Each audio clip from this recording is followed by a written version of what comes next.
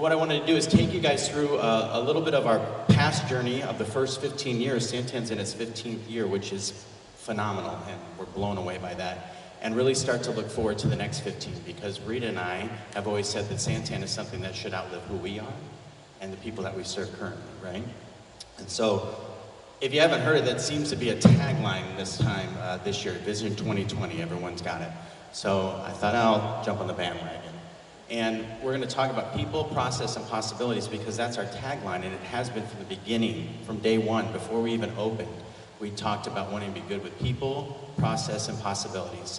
And some of what we're gonna talk about tonight is we were really good at people, and we're really good about talking about and thinking about possibilities. Where we've got hung up on, as entrepreneurs do, is the process along the way that we've gone, right? So let's start with people. I talked about starting back in 2005, Rita and I were looking for something for our son, Kristofer. So I talked about Kenneth when Paul was here, but Kristofer was really who we started the school for. He was a rambunctious, energetic, incredibly high-spirited young man. And Rita and I knew early on in preschool that, a traditional school setting is not going to work for him. And we knew it because Rita taught at a school way out in like Awatuki, and Kristofer would go with her. And one day she took her class out. She took her class out to recess, and she looked over, and there was Kristofer sitting outside the principal's office. Not an uncommon sight. And she took him to lunch. She went out to her class to lunch, took him on a playground, all that stuff, and then she came back about a half hour later, and he was still there sleeping. Had fallen asleep in the chair, right? So she's like, okay, we got to think of doing something on our own. So we really took it into our own hands and said, we'll build something. And we found out about this thing called Montessori. And Rita's trained in it, she's been trained in it, and it's so unique. And it's so much of what Paul talks about. It's so much about love and logic. There's so many things that are so pure about it. Unfortunately for Montessori, is Rita likes to say she was 5 minutes too late to patent her name and process. So anybody can open a Montessori school and call it that. Still to this day. So there's a massive spectrum of Montessori. And remember, I'm talking about 2005, so people are thinking, wait a minute, my kid's first grade classroom doesn't look like a Montessori classroom. That's right. But in 2005 it did, and we were only preschool and kindergarten. So we had this beautiful school. Rita and I sat, we would go rollerblading, we would put door hangers on cars. We felt like there was something we needed to do out here in the East Valley. There was nothing, 15 years ago, right? There wasn't even that much for school choice in charter schools 15 years ago. And so we were able to convince 45 families that they wanted to do this with us through book studies in homes. We had a laptop and we were showing pictures of other schools, like Montessori schools that we had seen, and we're like, if you give us your money, we're gonna build this for you. So talk about some leaps of faith. And what's really beautiful for us is this year's seniors is our first year of students graduating. So those ones that wrote these $400 checks to us without, we were sitting like in the back of a car kind of thing, and we're gonna be in this building, which is right up the street where Mission Church is. And so an incredible leap of faith. And I think it's important to know that because our organization for the last 15 years is full of people that have had to continue to take leaps of faith with us, because we're always starting another program, or we're adding another grade, or we're building another building, or we're adding a new campus. We're constantly, for the last 15 years, been creating. What I do know is the next 15 years is refining, and getting better at what we do. One of the things that was important was the community outreach. So early on, we found it important to engage with our community. There's a little fun fact up there. About 4 years ago, the town of Gilbert was trying to think of a name for its citizens. And they had a big contest. Some of you might remember this. And Santan came up with Gilbertonians. And that's the name they call all the townspeople in Gilbert. So, that's probably nothing you ever would really need to know, but it's cool because your school that your kids go to named the townspeople in Gilbert. That's kind of cool because we're like the 10th largest town in America. And so a little fun fact to take with you at a dinner table, right, when you're having a conversation. But the community outreach was really important to us, and when Rita and I started having the ability to build the few beautiful facilities that we have, we wanted to open them up to the community. So that's been a great thing for us over the years, in that the HOA has meetings here. We have a lot of clubs that meet here on campus, and athletic events. We've got this great partnership with Park University. You know, we really want to be part of our community. The reason why I say that's a great thing, that can also be something that can be difficult if something is perceived in the community that may not be the case, right? We're a big family. We're all together a family. Families fight, families have issues and problems and struggles, but families work through it. But the larger you make your reach, the bigger the family, right? How many, I mean, our families, Rita's a family of like 30, and to get them all on the same page is amazing at any time, right? So our family of 45 is different than it is now our family of 1,000, right? But we still, I can promise you, we still sit together and talk about how we can create community and family.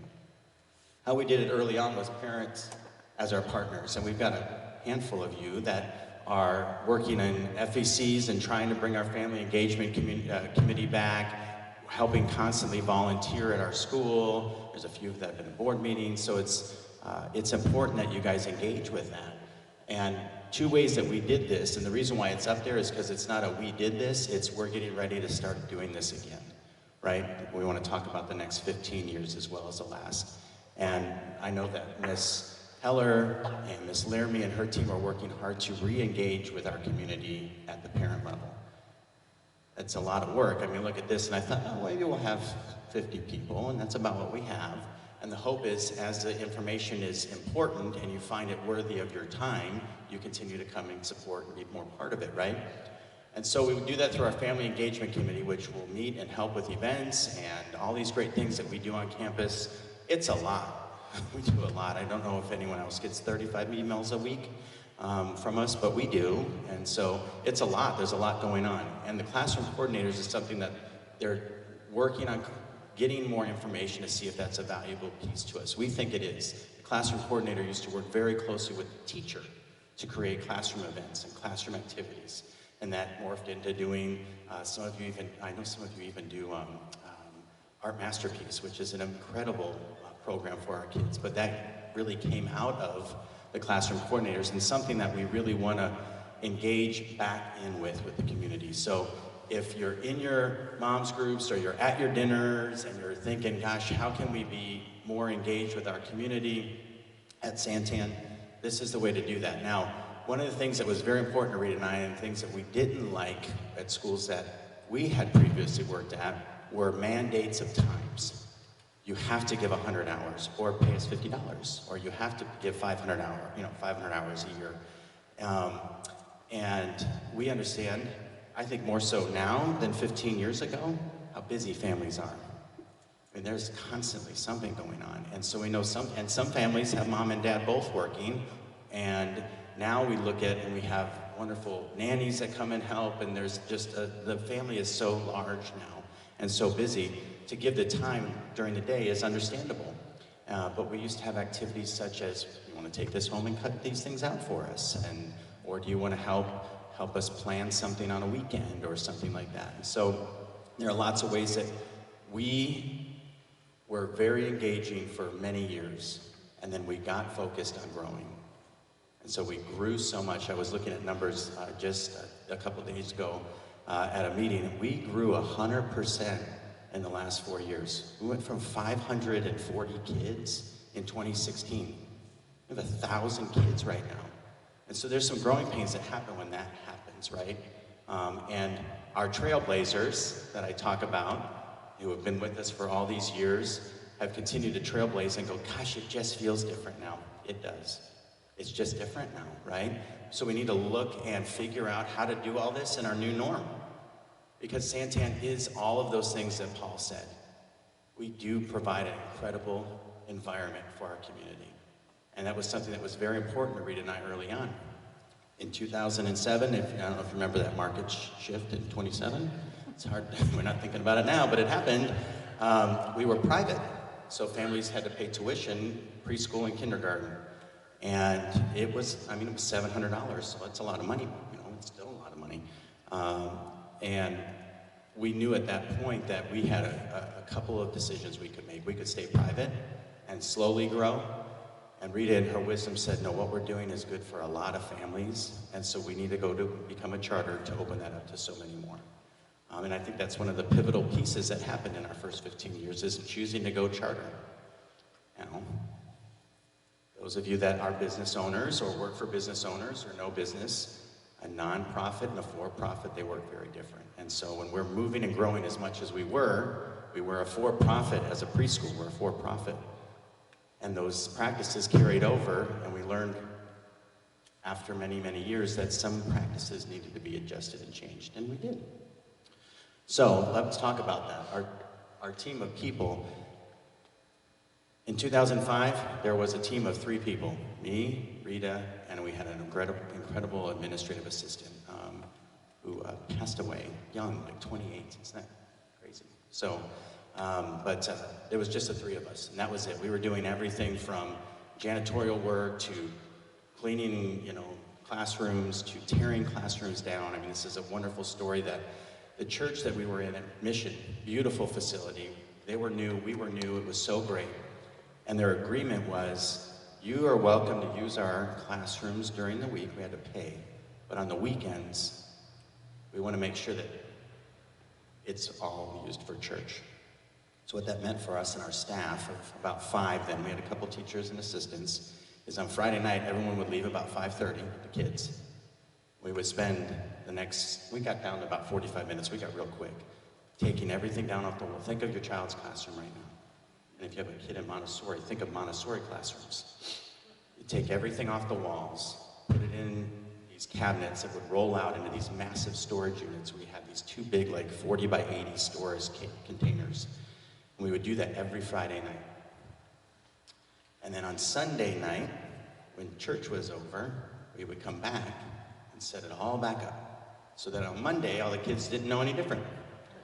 Why are these stories important? Because this is what we were built on in our foundation. Rita and I and our team are still the people they were then, now. We're dedicated to children, we're dedicated to our community, and as we grew to 5 classrooms over in that, so you can imagine how much storage. And so when we were able to move to Ray and, help me out, Higley and Ray, right there by Agritopia, and that first Friday night that we moved in there mid-October of 2009 or 8 or something like that. That first Friday night, I got pizza and I got drinks. And that Friday night, whenever all the kids left, the whole staff came up and we just had pizza and had a great time, because it was the first time in 3.5 years we didn't have to tear down the classrooms. So there's a long term of dedicated, and some of those people still exist in this campus today, here, that did that. And so when we talk about teacher retention and the stories that are being told out there, we only have 15 years of which we could have teachers, and a lot of our teachers are 7+ year veterans. That's pretty darn good. I can tell you that our teacher surveys went out last week for intent to return, and we're at 93%, which is a great retention rate for our staff. We're super excited about that. But now, I'm sorry, Paul gets going, I get going, it's a thing. Now, you fast forward to the team that we have and we've had in place for about 5 years. Well, now we're run by a board of directors, and there's a few of you that came to a board meeting and certainly would encourage you to, and the question came up, why are they during the day? Well, we have some incredible people on our board. We have a local accountant, we have a local attorney, we have a couple of business owners as well. And so their time is valued. They don't get paid to do this, right? They're not elected positions. They're giving of their time to support our community in financial matters and HR matters. And so we try to find experts in those areas to help us. And so our board meetings are posted. You can see them online. I can promise you, if any of you have emailed me, I'm looking over, I'm thinking that's pretty good. I respond fairly quickly, within a day or two, and sometimes within an hour. And then if I don't get with you in a day, email me again and you'll get it, right? You'll get it. You will. You will. And so if you're looking for this information, just ask, right? Because I've got this great team to support me. We have field experts, so we have a group of finance. We have a finance team called Diamond Financial that helps us with our finances, helps us do all our reporting. Every year, Santan has to do an annual audit that's submitted to the State Board of Charter Schools. And so every year our finances are audited. Even in those years we're going to talk about the next slide, I call it the elephant in the room. Even those years that the AZ Republic was talking about, we were audited every year. We had a firm doing the work every year for us. The biggest hiccup that came out of that whole situation, and they went to 2005 to 2015. So those are the years that they looked at. So it's kind of, I find it ironic. That's why I say in 2016 to now, we grew 100%. The years that they were looking at and the years that were in question were the years that we transitioned from a for-profit entity to a non-for-profit entity. And business, things just overlapped, and we were building these teams, and as soon as we learned about stuff, we made changes and made shifts. So, field experts, we have a financial team, Diamond Financial that helps us. We have Synergy, which is a team that helps us for marketing. We have HR, people that help us with HR. So we have a massive amount of teams. So it's no longer Chris and Rita, and we don't sit in a high corner somewhere and make these decisions. There's a massive team. With that is our campus administrators. I mean, there was a day where we did it all. There was a principal and all those great things, and the finance guy, and the bookkeeper, and the biller, and the bus driver, and all those good stuff. Because we would bring some kids with us those first few years. Yeah, we'll take them, come on. But now we have a team of administrators. We have a CFO. She's amazing. She was 30 years in banking. She's been with us for 5 years, 7 years, a long time. So she's been with us for years. Andrew is here with us. He's our CTO, our technology. The man's got an MBA, and these people are well-trained experts. My principals are certified principals. So we have the expertise on campus.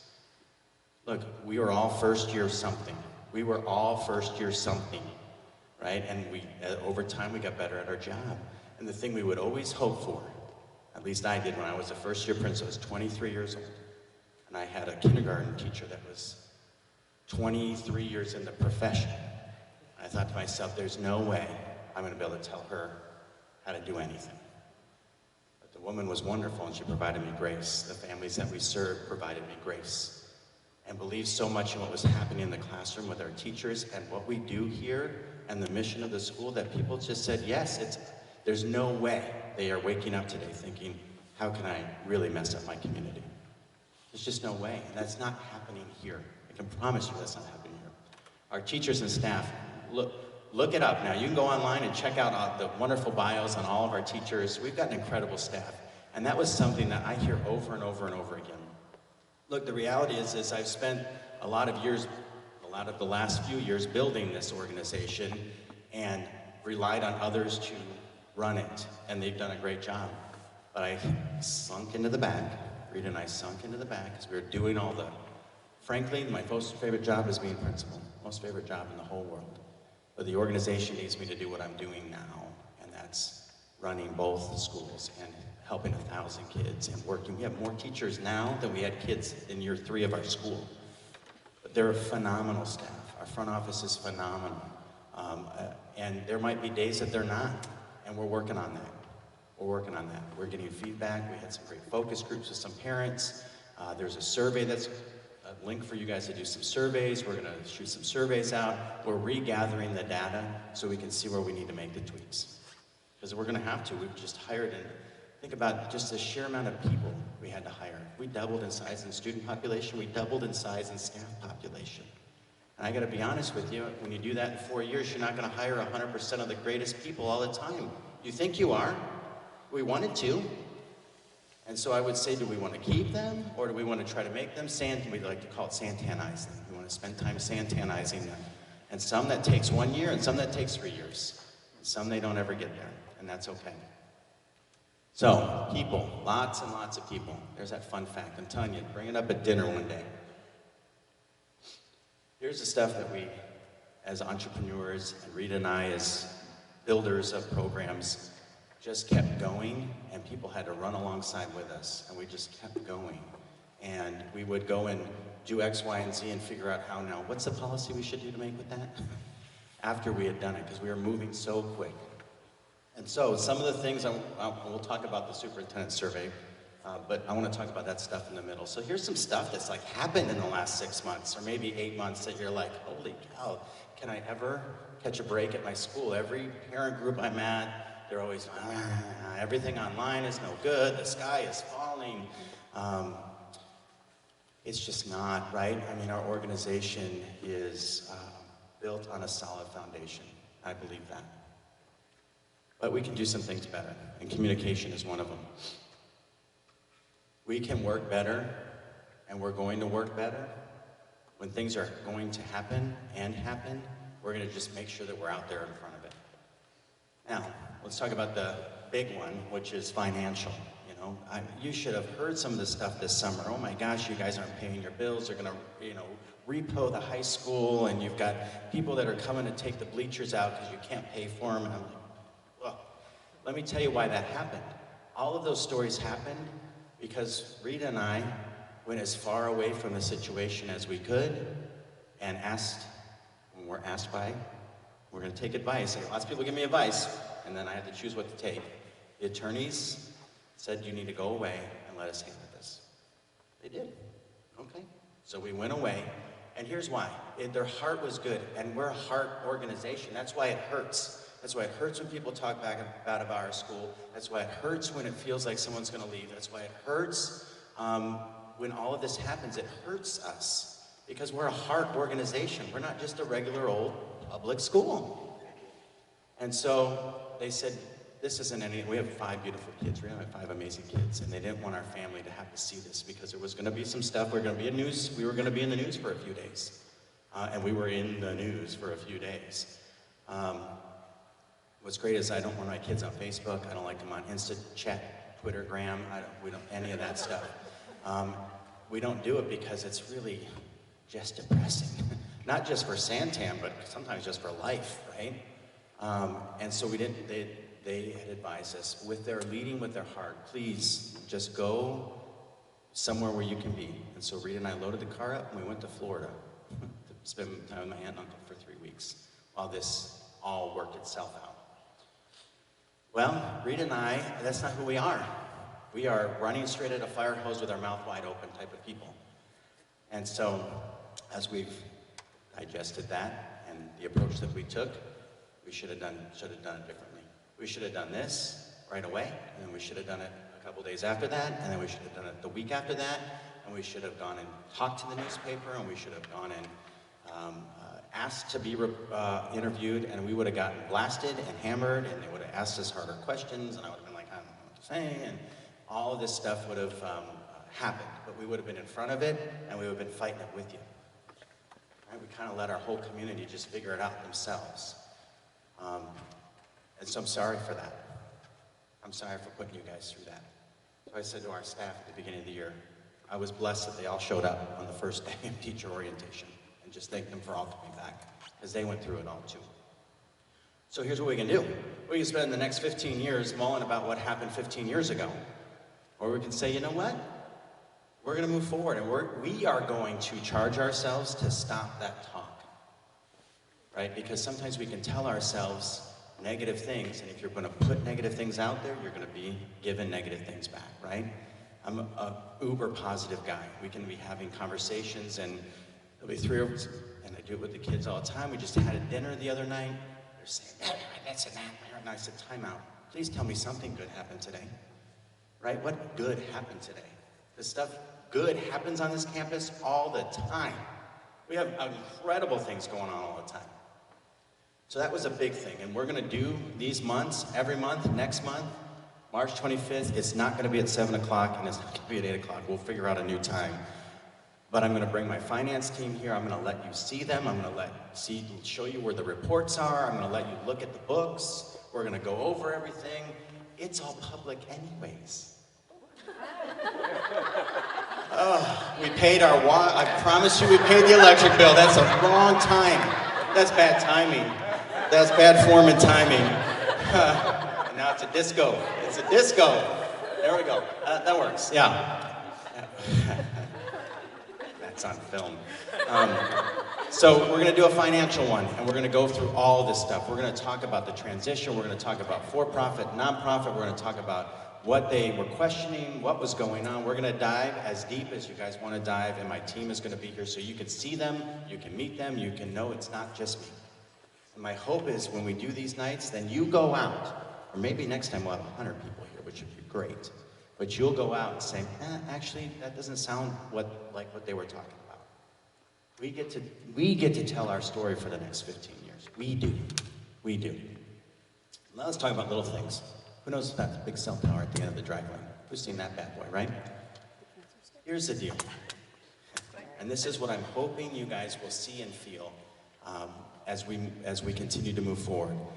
I was like, what do you need to use some of our land? Yeah, we need to put a power box, right? Okay, perfect, no problem. Hey, you're gonna give us some money for that, right? Yeah, we'll give you $1,000 a month, AT&T. Perfect, we'll use it for maintenance and building and stuff, fantastic. On we went. You guys probably wanted to know what these big trucks were, and are you putting a massive cell tower in our school? Well, no, so real easy. Hey guys, you're gonna notice next week, there's going to be some construction work. It's going to be at the drive lane. Here's what they're doing. AT&T even gave me, I think it's AT&T. What do we have for our phones? AT&T? Yeah, it's AT&T. Here's what it is. It's a booster station. This is what it's there for. That property's not ours, so they can put the booster station wherever they want. But they came to us to house the power box. So that little building, off building that's built just north of there, you saw the new wall come up.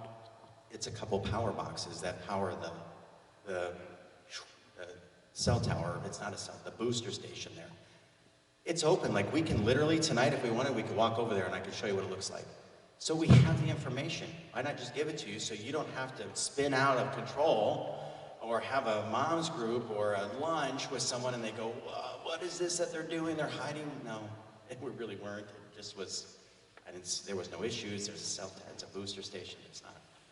And then you can make your conclusions on if you think that's safe or not. Please go to Power. We have massive power lines over at our campus.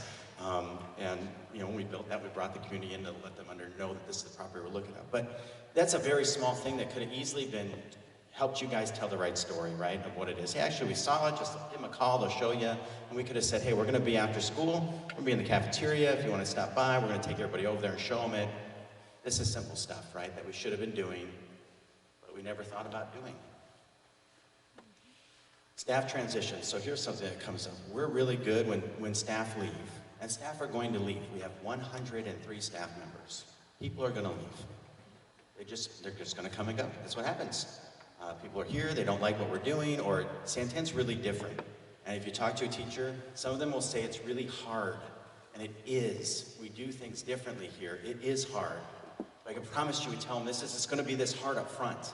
But then they get into it, life happens. And we're a really compassionate and caring company. We just really are. I like to use Linda Olson, Miss Olson, if any of you have her or know of her. She's in our community. She left Chandler Unified after 30 years. And I'm like, you want to come teach here? Yes, because this is what I've wanted to do my whole career. And so Linda came to us. She teaches third grade gifted, right? I'm looking at you because you're shaking it. So yeah, third grade gifted. And she's phenomenal. Well, Linda got cancer this year, right? She's got cancer. And not something little, like I had melanoma years ago and they cut it off and I had to spend a week getting, looked at and stuff. She's got full-on deal, chemo, and she's very open about it with her kids. And Linda's in a support group with other educators and people who have cancer right now. So going through she's like in chemo 6, I think around 6 she's in right now. And all of those people were put on leave. Their jobs were changed on them. All of these things had happened. And Linda goes, I'm so grateful for an organization that sat down to see how you can work with me. Because we said, you know what? We have an opportunity. Linda wants to retire. I asked her, I begged her to stay one more year. She wanted to retire this year. So Linda, stay. Well, are you going to get a replacement for me? Yes, we'll get a replacement. We'll do it in January. Then this happened, which forced our hand to do it. So we found an opportunity to brand new graduate out of college. Now, some people are really uncomfortable about having a brand new teacher in the classroom. I would just go back to remember when it was your first year? Aren't you glad someone gave you a chance? Just think about that. These are great people. Rita and I hire with the heart. These are really great people. We can teach them how to do it the Santan way, but you can't teach people how to be people. You're gonna just be a good person, or maybe you're not, and that just kind of is ingrained in who you are. So we had an opportunity to hire this amazing, brand new, she graduated the Friday before the Tuesday she started, and she's with Linda, mentoring with her, and working side by side with Linda, and Linda's being able to impart this incredible vision and wisdom and knowledge on her, and she's just soaking it up. And so we've been able to keep Linda. She's on a very part-time basis. She's actually working a lot more than she should be. Miss Olson is here a lot more than she should be. But, and we've got this brand new teacher, and they get to work side by side. And Miss Olson, she was in our office crying with the compassion of how we put that together, because that wasn't happening to other people. I say that because life happens. And here's the deal. We can say so much, and I can't tell you if we've let a teacher go, why we did. But I can start telling you, you have nothing to worry about. Nothing happened, right? We live in a society where our brains kind of go into the worst common denominator. And we really have had that many people who have had some illnesses. And I say that because we as a society just sometimes get ourselves worked up. I do, thinking about this meeting. Like, oh my gosh, I like to talk, and I like to talk in front of people, but I'm kind of nervous about this. What are we going to get? Is it going to be pitchforks and daggers? And I'm building up this story in my head, and I'm looking at these faces. I'm like, these are all great faces. Nice people, right? These people. Most of them haven't attacked me in my life, so it's okay. It'll be all right. But I worked myself up so much that I thought to myself, some people live like this, and it's hard being a teacher. Now, so people would say, well, what do you do for your teachers? We try really hard to love on our teachers, but we don't know how everybody likes to be loved. We try, we ask them. So we have these great things. You guys always are bringing in food for them. We had a Record Love Day. We have one tomorrow. It's tomorrow on Valentine's. Everyone, by the way, told me I was a day off, but I'd like to be ahead of the game. So we try real hard to do things for our staff. Rita and I host our staff every year in our home for Christmas, and to show them that we appreciate it. And people that have been in other places, they say, wow, we've never been at our superintendent's home or our principal's home, and they've opened their home like that. We do incredible things for our staff. You don't go into education for monetary value. And we've said, would you guys rather $300 more in your check? No, we just want to be together. One thing that I have learned about our community is our teachers become friends.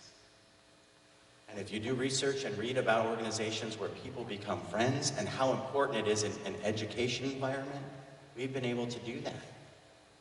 Now again, why do things seem so big when they happen here? Well, that's because we're all family.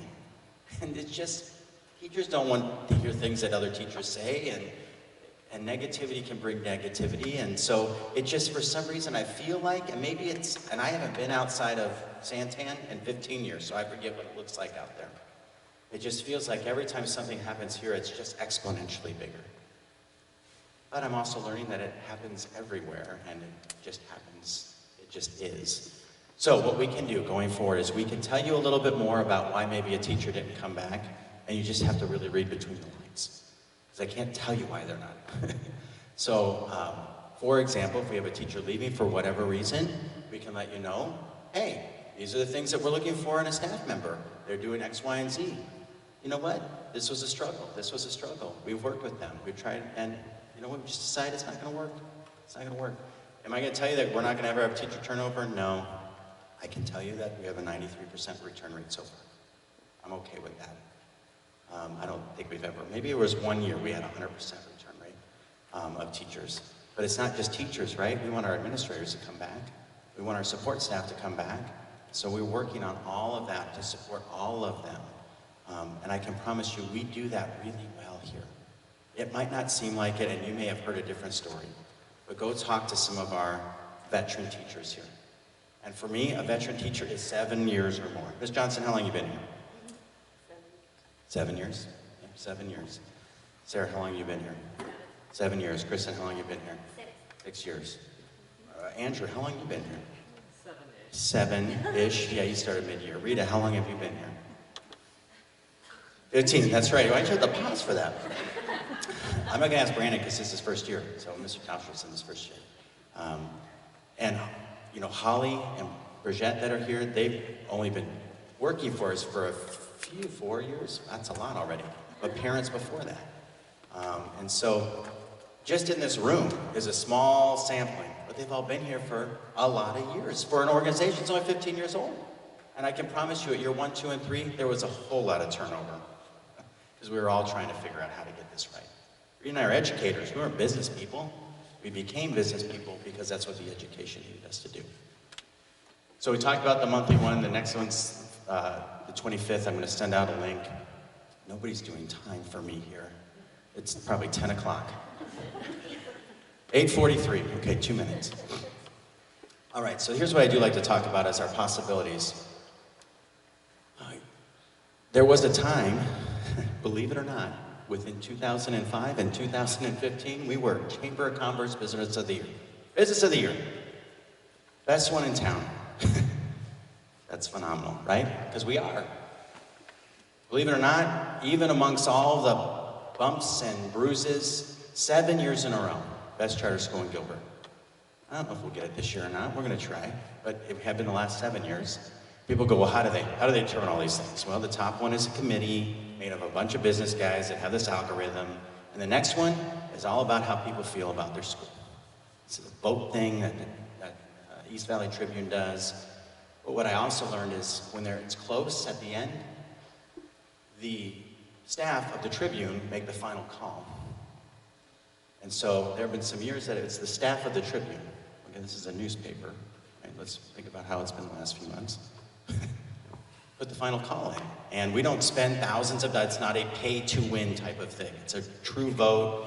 It's going to start coming up here in the spring. Those of you that have been with us for years, you know, I send it, and because it's all voting.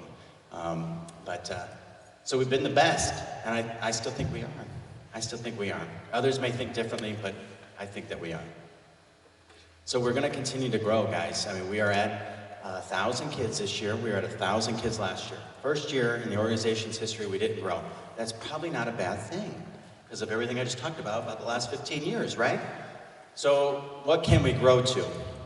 This beautiful high school around the corner, we just built that a couple years ago, and that's increased our student population to 1,500. So between the two campuses, we have 1,500 kids. Preschool, our little babies, which next year we're going to start taking them at 6 weeks. I know, amazing, right? All the way to 18. So you want to talk about one-stop shop. So 1,500 kids, preschool through 12th. And our retention rate for our student population, we finally is kind of really close for current families. It ended up at 91%. I don't think that's that bad considering the last 6 months, right? Now, I'm sure amongst that, there are people that drop their name in and are searching to find others. But here's the deal, we're getting ready to do a big marketing ploy. And I think it's important you guys know that because you're going to see a lot about Santan out there. We're going to be in door hangers, and we're going to be, I'm sure in your Facebook strolls right now, it is Legacy, it is Benjamin Franklin, it is, all these schools. So we're going to be right in there with the rest of them. And so the reality is we're going to grow. I mean, we just will. But our goal is not to grow big. 1125 is our hope for next year. It's 125 more kids, which sounds like a lot, but I can tell you we used to grow that easily right? That was no problem, 150 kids every year, no problem. So 125 amongst the two campuses. I want to talk about our growth because it's very strategic at the high school. Because our high school is new, it's just a few years old, right? It started for a young man, to my left, maybe 4 years ago now, 5 years ago. And as he grew, the organization grew, right? So we started for him, a little kindergartner, and we got to 3rd grade, and I'm like, we're good. K3, that's an easy jam. Everybody loves everybody in K3. It's, we don't have to do foreign languages. It's just real simple, piece of cake. And then we realized, we need to continue this. So we continue it to 6th grade. And then I'm like, perfect, K6. I was an elementary principal. That's my thing. Jam, I love doing that. Kids are great. Bad days, going to a kindergarten class, it's great. And Rita said, you got to go to Greenfield Junior High, just spend a couple hours there and observe that environment. So after I spent a couple hours there, we added to 8th grade. And then Kristofer got older, and it was like, okay, high school, we're not going to do it. Now you're talking about accreditation, and you're talking about NCAA, and transfer credits, and districts don't like charters when it comes to high schools, and what if we're alternative school? And so we said, Kristofer, you got to figure out where you're going to go. And so he went and, I think he toured Seton. I think he spent a day at Seton Catholic. We went to Gilbert Christian. We may have briefly chatted about Higley. And it was him that said, Dad, I think I want to stay. Okay. So we built a high school.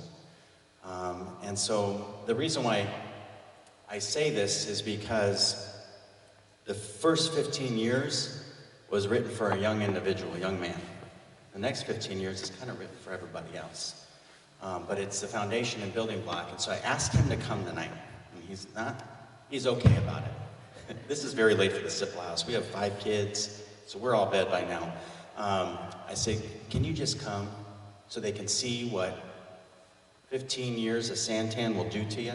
Because I think it's important for some of us that have little ones to even think, okay, despite everything that's going on, how is it even possible they can spit out a decent human being at the end of high school? So there's been one group of kids, and there's about 6 of them left. So of our 42, there's about 6 left. I don't think that's bad, but with all the choices that have popped over the last 15 years, I think it's good. I said, can you just come and talk to everybody real quick and just tell them, hey, this is how it was for me. And I don't know what he's going to say, so he could really not close this home for me good. But so I asked Kristofer to come. Kristofer, come here, come on up. So Kristofer dressed up for you tonight. Kristofer is 18 now, so he started when he was, 5. So he's 8. The math doesn't make sense for 15, but we'll go with it. He's 18 now. He's a couple months away from 2 years of age. That's right, it's early kinder. We're telling all our family secrets tonight, buddy. He's been through it all. A building of every program, building of every school. He has seen all of the positive press and lived the glory years, which I think we're still in, and he's been through some of the stuff, right? He's heard people talk great about his parents, and he's heard people bash him. He's watched 4 of his brothers and sisters start the school and be a part of it. So he is what we're pushing for, right? This is what we built it for, right here.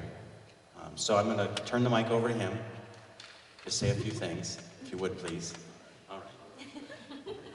Just a couple of good teachers. What are you doing? What are you going to do after? Well, so How did you end up?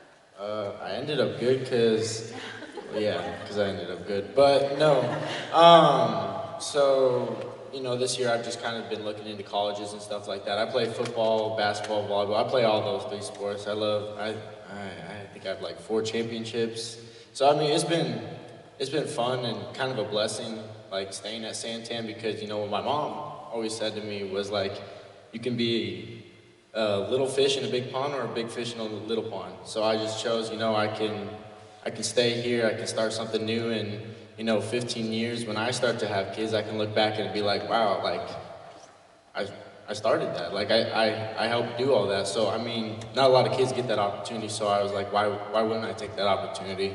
And I mean, it's good for your kids, because as I've been like looking for colleges and stuff like that, I think I've been accepted to about 10 colleges so far. I think 6 or 7 of them on athletic and academic scholarships. So I mean, it doesn't suck here. I mean, it works. Like, you get where you want to go, of course. And I think the main goal is, one, to enjoy, being a kid, because you're not a kid a long time. You become an adult soon, and that's what I'm transitioning into. And, it's a little bit scary, but I know I had a lot of good people around me. Like, that always wanted me to succeed. And I think, you know, Miss Arrington, is she an administrator this year? That's Reading, yeah, okay. So she was my 4th grade teacher, and she was kind of my first teacher that I was like, wow, like, this is a great teacher. And I think that because, you know, as we had a small school, my mom was my teacher for 3 years, and my dad was my principal. So, I mean, there wasn't a lot of getting away with stuff. So, I mean, not saying I got away with a lot of stuff in 4th grade, but just it gave me that next step in like, oh, this is what a teacher's like. That's not my mom and not my dad. So it was really cool, and you know, she just helped me really grow. And you know, 4th grade, there's a lot of changes going on, so she just kind of helped me grow. And then kind of when I got to the high school, 6th grade, so fast forward 2 years, Miss Freeman, she still teaches at the school. She's actually my AP government teacher this year. So I've had her since 6th grade, and you know, when she first got here, it was different because she was a hard teacher. I mean, the class, I loved history, but she challenged me, and she knew I could do better than what I was doing, because I don't like school. You know, it's just not for me, and for most kids, it's not for them, but I think the biggest thing is just the family aspect. And me and my brother, you know, my brother Kenneth, he's 15, you know, we're starting to really get a good relationship. You know, of course, brothers, you don't really like each other when you're younger. You know, oh, he's getting a lot more attention than I am. Well, why is this happening? So a little more fights. Now we're starting to get on the same page. So I think the other night at dinner, we were just we were getting mad because it's like, Dad, like, come on, like, this is not Santan. What it started 15 years ago. Like, it's getting away from that. We have to bring that back. And I think just him hearing that and them hearing that, it just opens the door to a lot more, because it's time to bring that back, and it's time to have a lot more teachers to be there for kids and get them to that next step and help get college paid for and all that great stuff. You know, it's hard to think about that when you have a 5-year-old, but I mean, as they grow and grow and grow, I mean, that's the ultimate goal. So I think I'm glad that they're listening, and yeah, just this is the right place, and it does work out in the end, because I don't quite know where I'm going to go to college yet, but I'm figuring it out. I don't know when I'm going to make the decision, but I'll figure it out. But yeah, it works out in the end. So just trust the process and know that your kids are around a family community that, you know, you want them to be. So yeah, that's pretty much it. Thank you. So I'm not going to add more except to brag on. He's got a handful of offers. He's February 5th already passed, which is the first time to make a decision, but it's okay. But what I want to point out is Kristofer has excelled in athletics here because we put the environment in front of him. Kristofer has excelled at academics. He just finished his, he has dual enrollment in AP classes right now, and Miss Tischer is here, or she was here. These classes aren't easy, guys, at the high school level. Dual enrollment means you're getting high school or you get college credit. And AP gives you a bump in your GPA. So you just finished the first semester at a 4.25. 4.0 is A, right? So you take that AP and get the bump. He's got a 3.95 GPA going into college. And so he's got academic and athletic. We have an incredible career and technical program. Kenneth wants to be a fireman. We're putting him in, Santan can put him in the position to leave his senior year and go out into the world with his fire science degree, an associate's degree, because of the programs we have at Santan. I think one of the things that Kristofer said that's really great, we have a lot of young kids. We all have lots of kids and young kids. 15 years from now is going to be okay. I can promise you. You have put them in the right environment for them to be loved and nurtured and be able to speak in front of adults at 9 o'clock. Somewhat coherently, right? So it is going to be okay. And we are ready to focus on our policies, focus on our process piece so that we can refine what we've been doing. It's going to be great. I'm excited. Most of you have younger kids. You're gonna be here for 15 more years maybe, or 10. And on the days that you're like, I've got 4 other choices, I drive by 6 other schools, I'm not coming to Santana anymore. Just stop and trust the process. I think one of the things that Paul said is great, I can't think of it, but anyways, everything he said was great. But what I'm trying to get at is, Reed and I are here, we're committed to our organization. I don't know if you picked up what he said, 15 years from now, his kids will be here. And so that's pretty awesome to start thinking about that as an organization. The generation of kids that we're graduating today, your kids get to be up here and speak in front of them when their parents sitting in the seats that you're in. And so that's what Rita and I made Santana for, and that's what it is, and it will continue to be. We're gonna loop you in, we're gonna help you, help us. So if you like to write policies or look at policies or you know of things for communication, and please don't ever feel like you can't email, you can't reach out. Reed and I put you in the position to think that we're not approachable because we weren't here. We're here. We're not going anywhere. Our youngest is in 2nd grade. We've got a lot of years, and when she's done, guess what's starting? Our grandchildren. So we're here. We want to be here with you guys, do this with you guys. We recorded tonight. It's going to be uploaded to the website. I'm just going to edit out the lights going out and stuff like that. But, so that those that couldn't make it can see it.